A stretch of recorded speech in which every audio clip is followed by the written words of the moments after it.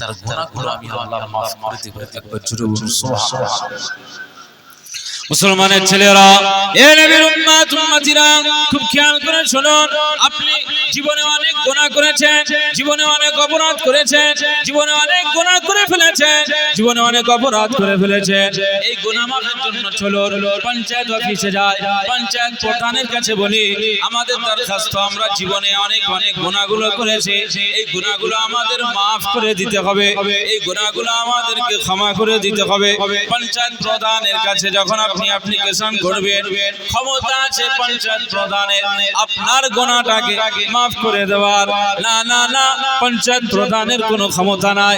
আপনি এমএলএ এর কাছে চলে গেলেন, বিধায়কের কাছে চলে গেলেন, মেম্বার আপনার বিধানসভার একজন সদস্যর কাছে যখন চলে গেলেন, আপনি দরখাস্ত করলেন আমার জীবনে অনেক গুনাহ হয়ে গিয়েছে, অপরাধ হয়ে গিয়েছে, এই গুনাহটা মাফ করে দিতে হবে। অ্যাপ্লিকেশন করলেন, বলুন তো আপনি এই গুনাহটা মাফের জন্য যে অ্যাপ্লাই করলেন, এমএলএ এর কোনো ক্ষমতা আছে যে আপনার গুনাহটা মাফ করে দিতে পারে? না না, কোনো ক্ষমতা নাই। এসডিওর কাছে যাবে, কোনো ক্ষমতা নাই। ওসির কাছে যাবে, কোনো ক্ষমতা নাই। সিএম এর কাছে যাবে, কোনো ক্ষমতা নাই। পিএম এর কাছে যাবেন, কোনো ক্ষমতা নাই। না না না, সুপ্রিম কোর্ট, হাই কোর্টের জজদের কাছে যাবেন, কোনো ক্ষমতা নাই। আপনার গুনাহ মাফের জন্য যে জায়গায় যান না কেন, গুনাহ মাফ হবে না, গুনাহ মাফ হবে না, গুনাহ মাফ হবে না। কোথায় যাবে, কোন জায়গায় যাবে? আসুন, গুনাহ মাফের জায়গা আজ এই ঈদগাহ প্রাঙ্গণটা আমার আল্লাহ আজকে দিনের জন্য আমাদের জন্য গুনাহ মাফের জায়গা করে দিয়েছে। এটা সেই জায়গা। আপনি এখান থেকে গুনাহ মাফ চাইবেন, আমার আল্লাহ গুনাহ মাফ করে দেবে। একবার জোরে বলুন সুবহানাল্লাহ। এই ওয়াজ শুনেছেন আপনারা? শুনেছেন আপনারা? শুধু স্মরণ করিয়ে দিচ্ছি। তো আমি যে কথা বলছিলাম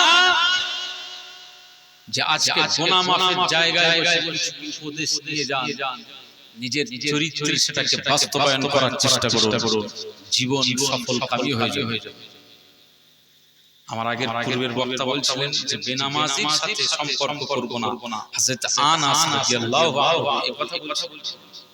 আসলে বেনামাজি মানে অনেক গর্হিত একজন ব্যক্তি, নিকৃষ্ট একজন ব্যক্তি, শুকরের থেকেও খারাপ।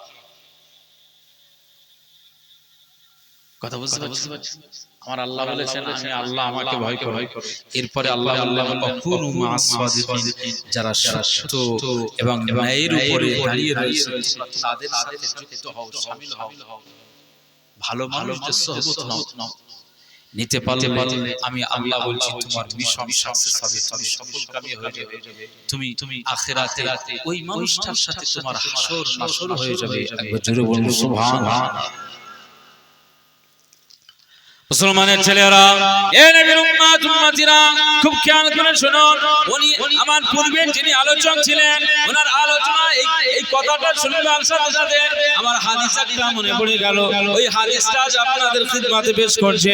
আনা আব্দুল্লাহ ইবনে আমর রাদিয়াল্লাহু আনহু আনিন নবী সাল্লাল্লাহু আলাইহি ওয়াসাল্লাম, হযরত আব্দুল্লাহ ইবনে আমর রাদিয়াল্লাহু আনহুমা তিনি বর্ণনা করেন, আনিন নবী সাল্লাল্লাহু আলাইহি ওয়াসাল্লাম, নবী সাল্লাল্লাহু আলাইহি ওয়াসাল্লাম থেকে বর্ণিত, আন্নাহু যাকারাস সালাতা ইয়াওমান, একদিন নবীজি এই নামাজের আলোচনা করতে যে একদিন নবীজি মুস্তাফা কামলিওয়ালা আকা মাওলা রাসূলুল্লাহ সাল্লাল্লাহু আলাইহি ওয়াসাল্লাম মদিনার মসজিদে নববী শরীফে আলোচনা করতে যায়। নামাজের আলোচনা, জিকিরের আলোচনা, নামাজের আলোচনা, ইবাদতের আলোচনা, এই আলোচনা করতে যায় আকা মাওলা রাসূলুল্লাহ সাল্লাল্লাহু আলাইহি ওয়াসাল্লাম তিনি ফরমালেন, হে আমার সাহাবীরা, আমি রাসূলুল্লাহ সাল্লাল্লাহু আলাইহি ওয়াসাল্লাম জানিয়ে দিলাম, ফাকালা মান হাফাযা আলাইহা কানাত লাহু নূরান ওয়া বুরহানান ওয়া নাজাতান ইয়াওমাল কিয়ামা। আকা মাওলা রাসূলুল্লাহ সাল্লাল্লাহু আলাইহি ওয়াসাল্লাম বলে দিয়েছেন, হে আমার সাহাবীরা, আমি রাসূলুল্লাহ সাল্লাল্লাহু আলাইহি ওয়াসাল্লাম জানিয়ে দিলাম, পৃথিবীর জমিনে কোন বান্দা বান্দি যদি আমার আল্লাহ পাকের 5 ওয়াক্ত সালাতটাকে, 5 ওয়াক্ত নামাজটাকে যদি সে কায়েম করতে পারে, সে যদি হেফাজত করতে পারে, সে তার চরিত্রে যদি আমালে জারি রাখতে পারে, আকা মাওলা রাসূলুল্লাহ সাল্লাল্লাহু আলাইহি ওয়াসাল্লাম বলেছেন, কানাত লাহু নূরাও ওয়া বুরহানাও ওয়া নাজাতা ইয়াউমাল কিয়ামা। কিয়ামতের ময়দানে বলেন, যেখানে কাঁদলে কোনো কাজ হবে না, মা বলে ডাকলে কাজ হবে না, ছেলে বলে ডাকলে কাজ হবে না, বিবি বলে ডাকলে কাজ হবে না, স্বামী বলে ডাকলে কাজ হবে না। ওই কঠিন দিন কিয়ামতের দিন আকা মাওলা রাসূলুল্লাহ সাল্লাল্লাহু আলাইহি ওয়াসাল্লাম বলে দিয়েছেন, কেউ যদি তার জীবনে নামাজটাকে জীবনের সাথে জড়িয়ে নিতে পারে, এই কিয়ামতের ময়দানে আমার আল্লাহ তার নামাজটাকে এত সুন্দর একটি দরজার মাকাম করে দেবে। আমার নবীজি বলেছেন, ওই নামাজীর জন্য আমার আল্লাহ পাক কিয়ামতের ময়দানে তার জন্য এটা নূর হয়ে যাবে, তার জন্য এটা বুরহান হয়ে যাবে, তার জন্য এটা নাজাত হয়ে যাবে। কিয়ামতের ময়দানে এই নামাজীর জন্য নামাজটা আমার আল্লাহ নূর আর জ্যোতি করে দেবে।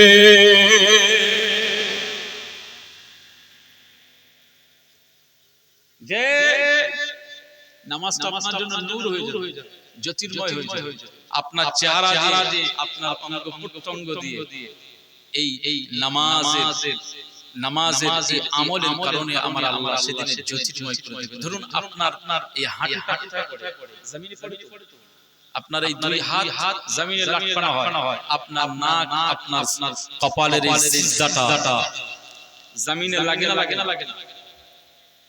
কিয়ামতের ময়দানে একজন নামাজীর জন্য আল্লাহ নূর করে দেবে। এই জায়গা থেকে নূর জাহির হয়ে যাবে, এই কপালের সিজদার জায়গা থেকে নূর জাহির হয়ে যাবে, এই হাতের থেকে নূর জাহির হয়ে যাবে, হাঁটু থেকে নূর জাহির হয়ে যাবে। একবার জোরে বলুন সুবহান।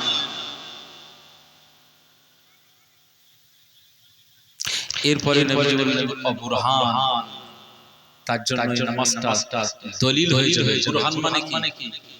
দলিল। বুরহান মানে দলিল, সার্টিফিকেট। বুরহান মানে হচ্ছে সার্টিফিকেট, দলিল। একজন মানুষ এই করঞ্জলি মসজিদে, করঞ্জলি এলাকার মসজিদে যদি নামাজে বারবার যাতায়াত করে, নামাজের সাথে সম্পর্ক তৈরি করে, আমার আল্লাহ কিয়ামতের ময়দানে এই সালাতটা তার জন্য সার্টিফিকেট এবং দলিল বানিয়ে দেবে। কিসের দলিল? ওই জান্নাতের দলিল। একবার জোরে বলুন সুবহানাল্লাহ। এই ঈদগাহ প্রাঙ্গণে যত জমি রয়েছে ঈদগাহর নামে, সব ঈদগাহর খাতে ব্যয় হবে।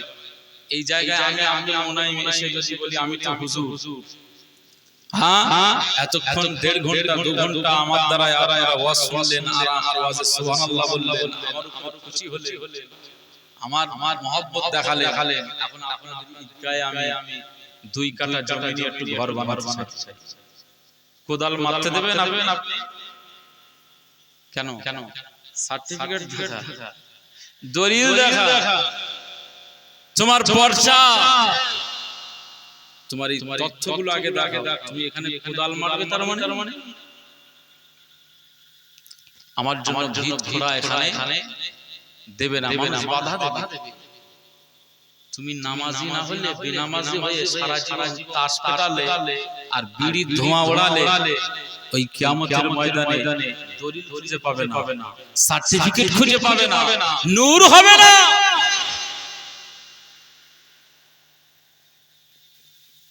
সম্পর্ক যদি তৈরি করতে হয় নামাজের সাথে সম্পর্ক। মুসলমানের ছেলেরা, এ নবীর উম্মতিরা, খুব খেয়াল করে শুনুন। আমি আব্দুল মুনায়েম আজ আপনাদের খিদমতে আলোচনা করতে যে আজ আপনাদেরকে বলি, আকা মাওলা রাসূলুল্লাহ সাল্লাল্লাহু আলাইহি ওয়াসাল্লাম বলে দিয়েছেন, কিয়ামতের ময়দানে সালাত আর নামাজটা তোমার জন্য দলিল হয়ে যাবে। এই দলিল আর এই সার্টিফিকেটের বদৌলতে কিয়ামতের ময়দানে আমার আল্লাহ আল্লাহ শেষ অপশন আপনাকে নাজাতের সার্টিফিকেট দিয়ে দেবে ওয়া নাজা ইয়াউমাল কিয়ামা ওয়া নাজাতাই ইয়াউমাল কিয়ামা আমার আল্লাহ আপনাকে নাজাতের দরজা খুলে দেবে একজন নামাজি কিয়ামতের ময়দানে হাসতে হাসতে কিয়ামতের ময়দানে আমার আল্লাহ পাকের দয়ার জান্নাতে চলে যাবে যদি বলতে পারলেন না তাহলে যে এখানে যে কয়জন বেনামাজি আছেন নবীজির এই হাদিসের এই আলোচনা আমি যতটুকু ব্যাখ্যা করে বললাম তাহলে আপনাকে সতর্ক হতে হবে আজ থেকে আপনাকে এই সার্টিফিকেট তালাশের জন্য এই সার্টিফিকেট নেওয়ার জন্য এই দলিলটাকে অর্জন করার জন্য আপনাকে যে কোনো উপায়ে মসজিদমুখী হতে হবে না মুসলমানের ছেলেরা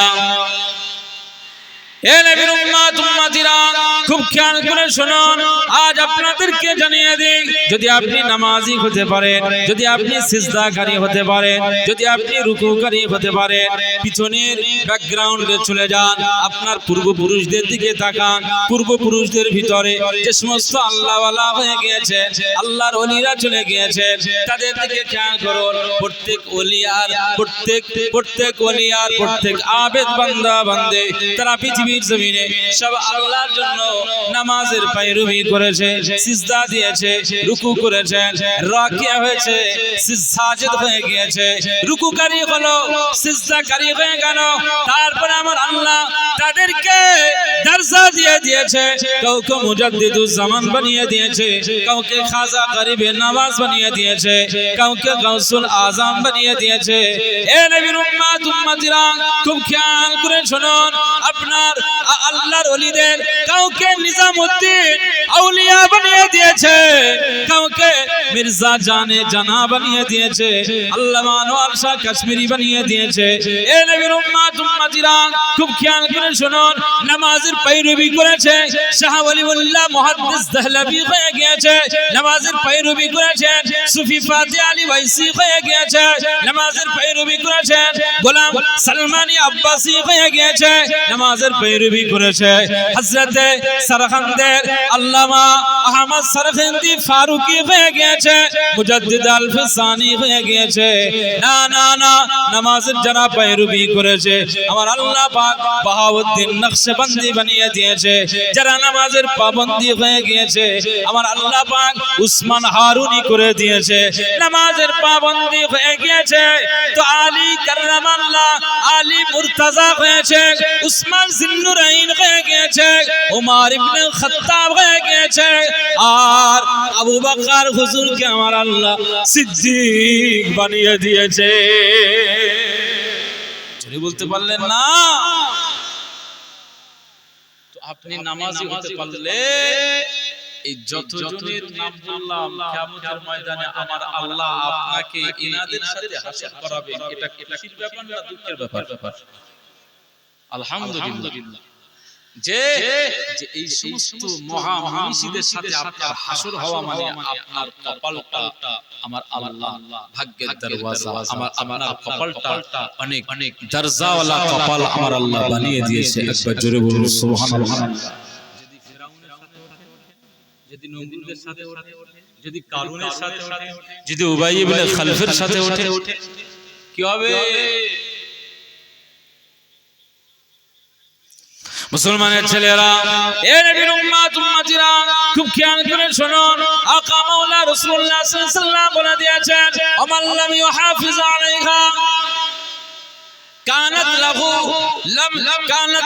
নূরু ওয়ালা বুরহানু ওয়ালা নাজা আমার নবীজি জানিয়ে দিয়েছে মুস্তাফা কামলিওয়ালা জানিয়ে দিয়েছে কেউ যদি নামাজ না আদা করে কেউ যদি বেনামাজি হয়ে যায় কেউ যদি নামাজি না হয় কেউ যদি বেনামাজি হয়ে কবরে চলে আসে বেনামাজি পরিচয় নিয়ে যদি কবরে চলে যায় আকা মাওলা রাসূলুল্লাহ সাল্লাল্লাহু আলাইহি ওয়াসাল্লাম বলেছেন ওই কবর থেকে কিয়ামতের ময়দানে যখন হাসর হবে হাসরের ময়দানে তার তার জন্য আমার আল্লাহ নূর জাহির করবে না, নূর জাহির করবে না, দলিল তার জন্য সার্টিফিকেট হবে না, তার জন্য নাজাতের কোনো দরওয়াজা খোলা যাবে না, তার জন্য নাজাতের কোনো দরওয়াজা খোলা হবে না। আকা মাওলা রাসূলুল্লাহ সাল্লাল্লাহু আলাইহি ওয়াসাল্লাম বলে দিয়েছেন, আমার সাহাবীরা আমি রাসূলুল্লাহ সাল্লাল্লাহু আলাইহি ওয়াসাল্লাম জানিয়ে দিলাম কিয়ামতের ময়দানে আমার আল্লাহ পাক ওই বেনামাজিকে নিকৃষ্ট ব্যক্তিদের সাথে হাসরের সুযোগ করে দেবে কিয়ামতের ময়দানে। ওয়াকানা ইয়াউমাল কিয়ামাতি মা কারুন ওয়া ফিরআউন ওয়া হামান ওয়া উবাই ইবনে খালাব। আমার আল্লাহ পাক এই ফিরআউন, কারুন, উবাই ইবনে খালাব, আবু জাহাল আর এই সমস্ত কুখ্যাত কাফিরদের সাথে বেনামাজিদের হাসর করাবে কিয়ামতের ময়দানে।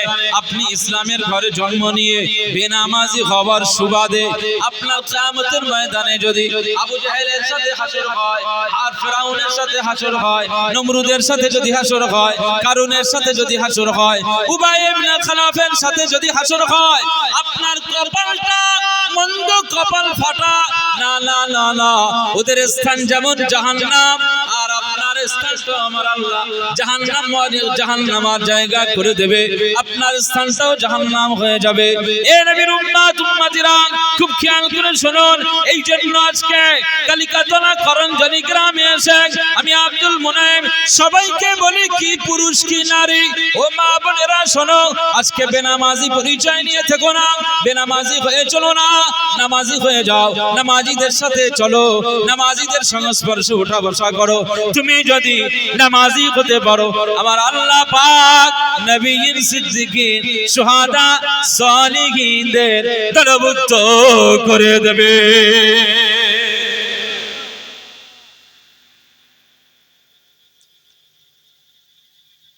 তুমি বেনামাজি হয়ে থাকলে ফিরআউনের সাথে তোমার হাসর হবে। এজন্য সতর্কতা, ভিতর দিয়ে জীবন পরিচালনা করতে হবে। নামাজ তোমাকে পড়তেই হবে, যে কোনো ভাবে নামাজ ছাড়। আমরা আস্তে আস্তে গাড়িটা অফ করলাম, নেত্রা বাজার পার হয়ে বাম হাতে একটা নতুন মসজিদ রয়েছে, ওই মসজিদে ঈশার নামাজটা পড়ে। আমি এখানে এসেছি, নামাজ না পড়লে আপনারা কেউ জানতে পারবেন না। হুজুর নিশ্চয়ই কোথা দিয়ে নামাজ পড়ে এসেছে, এটা আপনাদের ধারণা। কিংবা আমি ওয়াজ বলে চলে গেলাম, কিংবা কেউ যদি জিজ্ঞেস করে যে কি হুজুর নামাজ পড়ছেন না, আমি জলসা করে বাড়িতে গিয়ে পড়ব, সাপোজ হয়েও যাও না। এখন আমি বাড়ি থেকে যদি নামাজ না পড়ি, আপনারা কেউ জানবেন না, কিন্তু জানবেন কে? আল্লাহ। একজন ইমানদার, একজন নামাজি পৃথিবীর জমিনে সে যাই করুক না কেন, সে যত কাজ থাক না কেন, একজন ইমানদার আর একজন নামাজিওয়ালা, আল্লাহওয়ালা, যিনি আল্লাহর হয়ে যান। এখানে যত মুসল্লি আর মুরব্বি চাচাজিরা আছে, যত নামাজিরা আছে, ব্যবসা করে, ভ্যান চালান, সবজিওয়ালা, কাজ কারবার করে, মুঠে মজদুরের কাজ করে, শ্রম দেন, এরপরেও বলেন নামাজের সময় হলে ভিতরে একটা যন্ত্রণা তৈরি হয় না। যতক্ষণ না নামাজ না আদা করা হবে ততক্ষণ যেন এই ব্রেনে, এই ভিতরে একটা চঞ্চলতার ভাব, একটা যন্ত্রণার ভাব থাকে। যেই নামাজ আদা হয়ে যায় তারপরে এই ইমানদার, এই মুসলিমের হৃদয়ে একটা শান্তি আমার আল্লাহ দান করে দেন। একবার জোরে বলুন সুবহানাল্লাহ। একটু মহব্বতের সঙ্গে দরুদ শরীফ, আল্লাহুম্মা সাল্লি আলা সাইয়্যিদিনা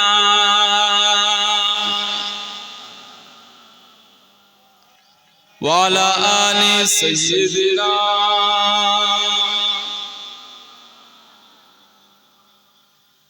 খুব মহব্বতের সঙ্গে দরুদ শরীফ, অসুবিধা হচ্ছে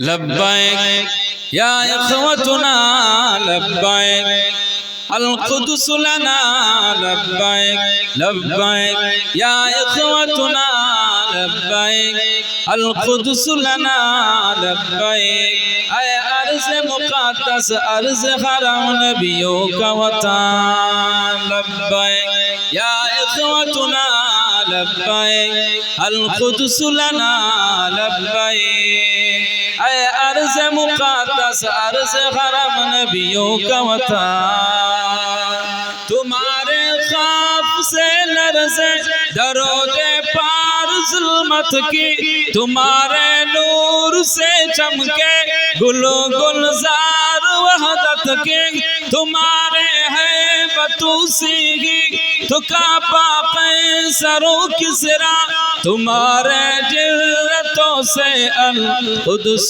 तकबीर से गुंजा लब्बैक या इख़वतुना लब्बैक अल कुद्स लना लब्बैक या इख़वतुना लब्बैक अल कुद्स लना लब्बैक ऐ अर्ज़ मुक़द्दस अर्ज़ हरम नबियों का वतन लब्बैक या इख़वतुना लब्बैक अल कुद्स लना लब्बैक जनाबे उमर की ललकार बनना है सलाउद्दीन की गोया तुम्हें तलवार बनना है तुम्हें उस्मानी सल्तनत का एक शाकर बनना है तुम्हें लश्कर से उठना है सिपा सालार बनना है लब्बैक या इख़वतुना लब्बैक अल कुद्स लना लब्बैक लब्बैक या इख़वतुना लब्बैक अल कुद्स लना लब्बैक ऐ अर्ज़ मुक़द्दस अर्ज़ हरम नबियों का वतन बोलना नारे तकबीर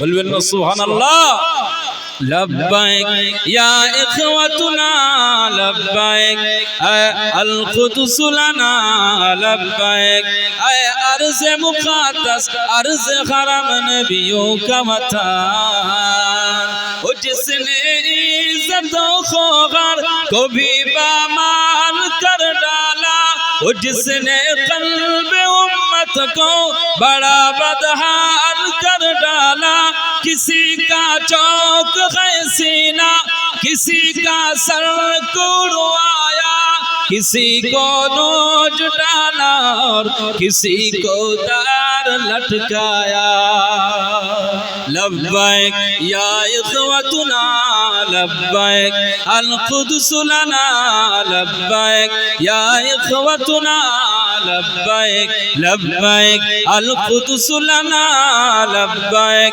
या इख़वतुना लब्बैक ऐ अर्ज़ मुक़द्दस अर्ज़ हरम नबियों का वतन लब्बैक या इख़वतुना लब्बैक अल कुद्स लना लब्बैक ऐ अर्ज़ हरम ऐ अर्ज़ मुक़द्दस अर्ज़ हरम नबियों का वतन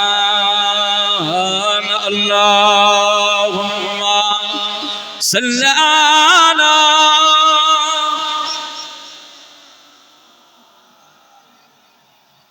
वाला आलि सय्यिदिना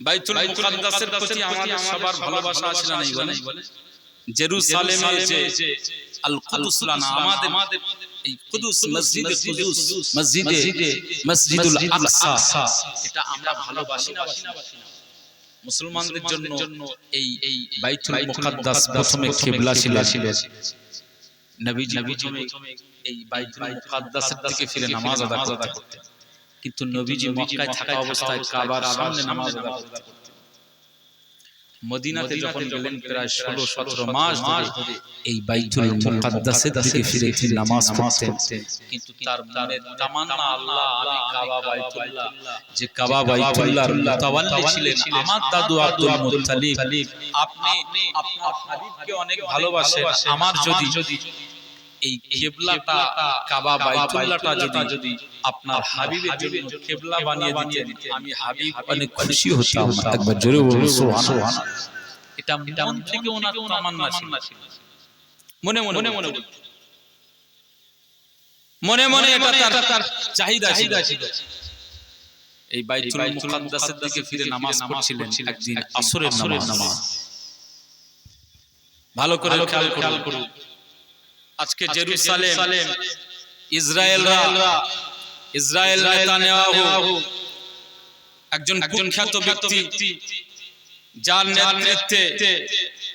যার নেতৃত্বে ফিলিস্তিনবাসী গাজাবাসীরা সদা সর্বদা 24টা ঘন্টায় বোমার বারুদের গন্ধ পায়।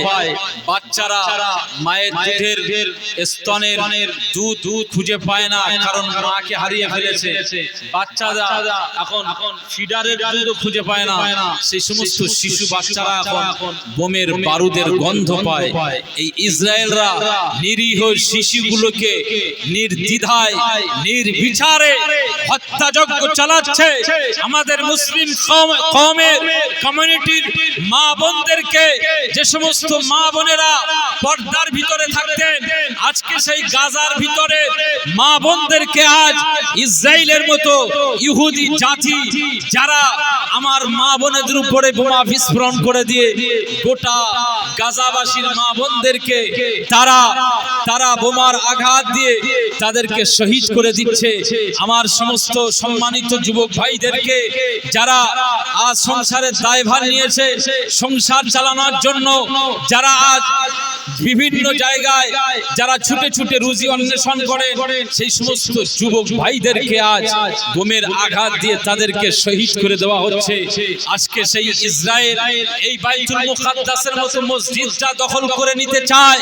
মনে রাখতে হবে, আমরা ইসলামপন্থী যারা, আল্লাহওয়ালা যারা, ঈমানওয়ালা যারা, পৃথিবীর জমিনে আমরা আমাদের সর্বস্ব দিতে পারি, কিন্তু আল্লাহর ঘর মসজিদ আর ঈমানের জন্য ঈমানকে বাঁচানোর জন্য আমরা আমাদের ঘর বাড়ি দিলেও, আমাদের জমি জায়গা দিলেও মনে রাখতে হবে আমরা ঈমান এবং আল্লাহর সম্পদকে আমরা দিতে পারি না। কথা বলেন ঠিক কিনা? মনে রাখতে হবে, আজকে আমরা ঈমানকে বাঁচানোর জন্য নিজেদের জানকেও কুরবান করে দিতে পারি, কিন্তু অন্যায় আর ইসলামের শত্রুদের সামনে আমরা মাথা নত করতে রাজি নই। কথা বলেন ঠিক কিনা? এজন্য খেয়াল রাখতে হবে, আজকে ইসরায়েল যে বোমার আঘাত দিয়ে তাদের মতো নিরীহ শিশু মুসলিম কওমকে শেষ করার যে হত্যাযজ্ঞ, ধ্বংসযজ্ঞ তারা চালাতে চাইছে, এই জায়গায় একটা খুশির সংবাদ, আল্লাহ ছেড়ে দেন না। আজকে আমরা এই পশ্চিম বাংলার মানুষ, আমরা প্রায় জুমার মসজিদের ইমামরা বা ইমাম সাহেব বিভিন্ন জায়গাতে বা হুজুররা ওয়াজ নসিহতের মাহফিলে আর মুসল্লিরা এভাবে আমিন আমিন বলে, সব দোয়া চান আল্লাহ গাজাবাসীদের হেফাজত করুন, ফিলিস্তিনবাসীদের আল্লাহ হেফাজত করুন, মা বোনদেরকে আল্লাহ হেফাজত করুন, ভারতবর্ষের মুমিন মুসলমানদেরকে আল্লাহ হেফাজত করুন। এইভাবে যে আমাদের সেভাবে নেই কিছু সামরিক বাহিনী, নেই শক্তি, তাদের বিরুদ্ধে লড়াই করা আমাদের কোনো এখান থেকে সুযোগ নাই। আমরা দুর্বল, চোখের সামনে আমাদের লাখ লাখ শিশুগুলো চলে যাচ্ছে, মনটা ডুকরে উঠছে।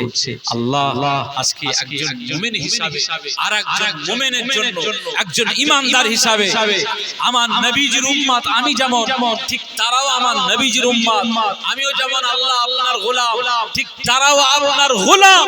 তো সেই গোলামের হয়ে, সেই নবীজির উম্মত হয়ে আমি উম্মত, আপনার কাছে এই দুটো হাত ছাড়া আমাদের কাছে বড় অস্ত্র নেই, আর এই জবানের গুলি ছাড়া আমার কাছে আর কোনো গুলি নাই।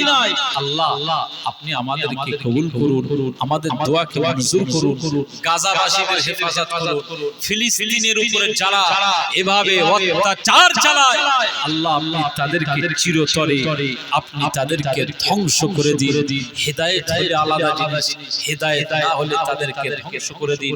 নিশ্চয়ই পৃথিবীর বিশ্বের কোন ঈমানদারের এই জবানের দোয়াটা আল্লাহর দরবারে কবুল হয়েছে গত 2-3 দিন ধরে। ইসরায়েলের মতো জায়গায় বনের জঙ্গলের যে গাছপালায় যে আগুন লেগেছে, জঙ্গলের আগুনকে কি বলা হয়? দাবানল বলা হয়। যে দাবানলের আগুন আজ ইসরায়েলের মানচিত্রে পড়েছে, তারা এখন অসহায় হয়ে পড়েছে, আমেরিকার কাছে সাহায্য চায়। আমেরিকা কি সাহায্য করবে? আল্লাহ যদি ওদেরকে পিঁপড়ে মারা করে দেন, পৃথিবীর কোনো শক্তি নাই যে তাদেরকে বাঁচাবে। কথা বলেন ঠিক কিনা? এজন্য সাবধান, হেদায়েত হওয়ার আহ্বান করছি। মুসলিম কওমের মধ্যে ঢুকে পড়ো, কালেমার আশ্রয় নাও, আল্লাহর কাছে তওবা করো। আমার আল্লাহ বলেন অন্যায় হয়ে গেছে ঠিকই, কিন্তু আমি আল্লাহ বলছি যদি অন্যায় করার পরেও তোমার সুচিন্তিত মানসিকতা যদি তৈরি হয়ে যায়, যদি মানসিকতার পট পরিবর্তন তোমার ভিতরে চলে আসে, তুমি যদি তওবা করার মানসিকতা নিয়ে হেদায়েতের দিকে ফিরে আসতে পারো, আমি আল্লাহ বলছি পিছনের সব অতীতের সব অপরাধ আর সব গুনাহগুলোকে আমি আল্লাহ মুহূর্তেই মাফ করে দেব। একবার জোরে বলুন সুবহান। এই নোংরামি বন্ধ করে, এইজন্য এই বাইতুল মুকাদ্দাস আমাদের কিবলা। এই কিবলা বাঁচানোর জন্য আমরা আল্লাহর কাছে সাহায্য চাই। ইসরায়েলের আগুন ওরা যতক্ষণ পর্যন্ত না আল্লাহর কাছে সারেন্ডার না হচ্ছে, ততক্ষণ ওরা যদি হেদায়েত না চায়, হেদায়েত যদি না হয়, আমাদের দোয়া থাকবে ওরা যেভাবে নির্বিচারে মানুষকে হত্যাযজ্ঞ চালিয়েছে, যেভাবে বোমা বিস্ফোরণ করে গোটা গাজাটা শহরটাকে মানচিত্র থেকে উড়িয়ে দিয়েছে,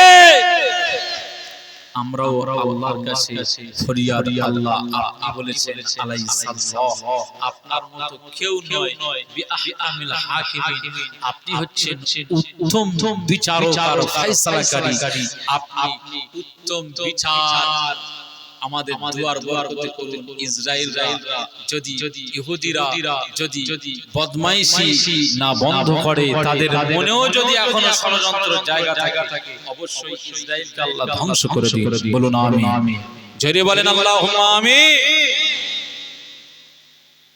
এই পৃথিবীতে সুন্দর সুষ্ঠুভাবে শান্তির সঙ্গে চলাফেরা করবে, এইটা কারোর মনে আসে? সব সময় ঝামেলা ঝঞ্ঝাট পড়েই রয়েছে। আজ ভারতবর্ষের মাটিতে হিন্দু, মুসলিম, শিখ, ইসাই, বৌদ্ধ ধর্মের মানুষ আমরা সব সুন্দরভাবে বিচরণ করছিলাম। এখন এমন একটা সিস্টেম চলে এসেছে, মানসিক দিক থেকে আমরা যেন বিধ্বস্ত হয়ে পড়েছি। কি একটা পরিবেশ! আপনি টুপি দাড়ি নিয়ে একা কোনো জায়গায় সহজভাবে যেতে পারবেন। কেউ যদি আপনার দাড়ি ধরে, সেই পরিবেশ তৈরি হয়ে গেছে। আপনার টুপি খুলে না, আপনি মুসলিম পরিচয় দিলে, আপনার ওই সবজি নিয়ে গেলেন, আপনার সবজি যদি ফেলে দেয়, সেই পরিবেশ এই ভারতবর্ষের মাটিতে তৈরি হয়ে গেছে। এই কালিকাতলা দিয়ে ঢুকলাম, ওখানে একটা কালী মন্দির আছে, সম্ভবত ওই মন্দিরের জন্যই নাম হয়েছে কালিকাতলা, তাই না? কালী ঠাকুর। তো হিন্দু ভাইরা ওখানে আসেন, আমাদের কোনো প্রবলেম নেই, আমরা এখানে আসি, ওনাদের কোনো প্রবলেম ছিল না। কিন্তু এখন এই ভালোবাসা আর ভ্রাতৃত্বটা এক শ্রেণীর পছন্দ হয় না বলে যে কোনো ভাবে সব সময় একটা বিষ ঢুকিয়ে দেওয়া হচ্ছে, হিংসার বিষ ঢুকিয়ে দেওয়া হচ্ছে। আজকে ধর্মীয় বিভাজন তৈরি করে আমাদের মধ্যে সম্প্রীতি নষ্ট করার চেষ্টা করছে। ওয়াকফ অ্যামেন্ডমেন্ট বিল, এটা তো আল্লাহর সম্পদ, এটা মুসলমানরা পরিচালনা করে। এই সম্পদ কোন হিন্দু ভাইদের অনুদান নেই, কোন বৌদ্ধদের অনুদান নেই, কোন শিখ ইসাই ভাইদের অনুদান নেই। এই যে ওয়াকফ সম্পত্তি মুসলমানরা আল্লাহর জন্য ওয়াকফ করেছে, ওই সম্পদটা এখন আল্লাহর সম্পদ। সেই সম্পদ তুমি কেড়ে নিতে চাইছো, কে তোমাকে এই অধিকার দিয়েছে? কারণ ভারতবর্ষের জমিনে ওয়াকফ সম্পত্তি কেউ কেড়ে নিতে পারে না। সংবিধান এটা বলেছে যে এই ওয়াকফ সম্পত্তি এটা আল্লাহর জন্য, তবে এর এই সম্পদগুলো যারা পরিচালনা করবেন তারা হবে মুসলমান। একবার জোরে বলুন সুবহানাল্লাহ। এটা সংবিধানের অধিকার। এখন এখন এখন এখন আচ্ছা আপনি বলুন তো, মন্দিরে আমার হিন্দু ভাইরা তারা প্রার্থনা করবে, উপাসনা করবে। এখন আমি যদি দাবি করি যে ওই মন্দিরে কমিটিদের মধ্যে আমি হতে চাই, ওই মন্দিরে কিভাবে পুজো হবে আমিও সেই পূজার শামিল থাকতে চাই, পুজোর সিস্টেমটা আমিও করে দিতে চাই, এইটা যদি আমি বলি তাহলে এটা কি যৌক্তিকতা হবে, যুক্তিসঙ্গত হবে? কারণ ওই ধর্ম তো আমার নয়, আমি ওই সম্পর্কে জানি না, ওই কালচারের বিষয়টা আমার নয়, ওটা তো তার ব্যাপার। সে কিভাবে ধর্মীয় কালচার পালন করবে সেটা তার স্বাধীনতা। আমি ইসলামপন্থী, আমি মসজিদে কিভাবে আযান আর মসজিদে কিভাবে নামাজ আর কিভাবে প্রার্থনা হবে সেটা আমি মুসলিম, আমি সেটা ভালো জানি। এই জায়গায় কোনো হিন্দু ভাইদের যদি ঢুকিয়ে দেয় এইটা কি কোনো মুসলিম মেনে নিতে পারবে? এই অন্যায় আবদার আমরা মানব না। তুমি আমাদের প্রাইম মিনিস্টার, তুমি আমাদের প্রধানমন্ত্রী, ভালো তুমি 5 বছর চালাচ্ছ, এই সম্ভব 15 বছর নাকি 14 থেকে 2014 থেকে আজ 25, হ্যাঁ 15 চলছে। তাহলে 15 বছর তুমি প্রধানমন্ত্রী আসো, আরো থাকো না, কোনো সমস্যা নেই, কিন্তু তুমি এইসব ঝামেলা করতেছো। এই ঝামেলা করার চেষ্টা করলে আমরা শুধু মুসলিমরা নয়, কড়া বার্তা আমাদের এলাকাতে আমাদের সুনীল কাকার সাথে যেমন আমাদের দোস্তি আছে, ঠিক তেমন ভাবে সূর্য কুমারের সাথে আমাদের ঠিক ভাইয়ের মতো বন্ধুত্ব আছে, ঠিক তেমনি ভাবে আমাদের কাকিমার মাসিমাদের সাথে আমাদেরও ভালো সুসম্পর্ক আছে। যদি আমাদের সাথে ভাবে ঝামেলা ঝগড়া করানোর চেষ্টা করা হয়, আমরা হিন্দু মুসলিম একই কাঁধে কাঁধ মিলিয়ে আমরা আন্দোলনের পথে নেমে পড়ব। এমন নামবো, এমন সমুদ্রের মতো আমাদের জনসমুদ্রের ঢেউ আছড়ে পড়বে। এই মসনদ তুমি এই চোখ পাওয়ার খুঁজে পাবে না, মসনদ তুমি দেখতে পাবে না। কথা বলেন ঠিক কিনা? এজন্য তুমি দেশ চালাচ্ছ, ভালো করে চালাও। আপনাদের কষ্ট হচ্ছে না তো? রাগ করছেন না তো? এই কথাগুলো বলার আশা নেই যে এখানে আমি যে আলোচনা করলাম কোন হিংসাত্মক বা কোন উস্কানিমূলক আমি বক্তব্য দিয়েছি? এ পর্যন্ত কোন ইমাম আর মুয়াজ্জিন আর কমিটি আর হাজী আর আলেম আর ওয়াইজ আর কোন পীর সাহেব পীরজাদা আর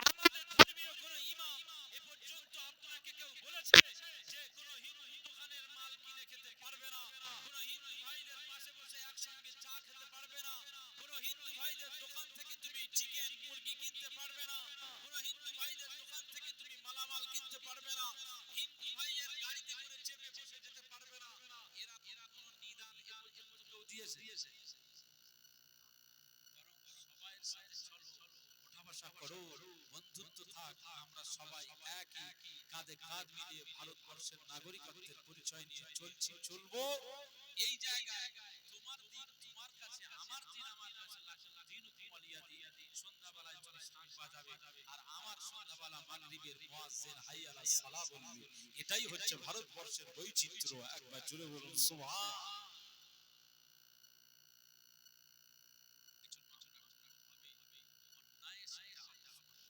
মুসলমানের ছেলেরা, খেয়াল করে শুনুন, আজকে আপনাদের কাছে যে বিষয়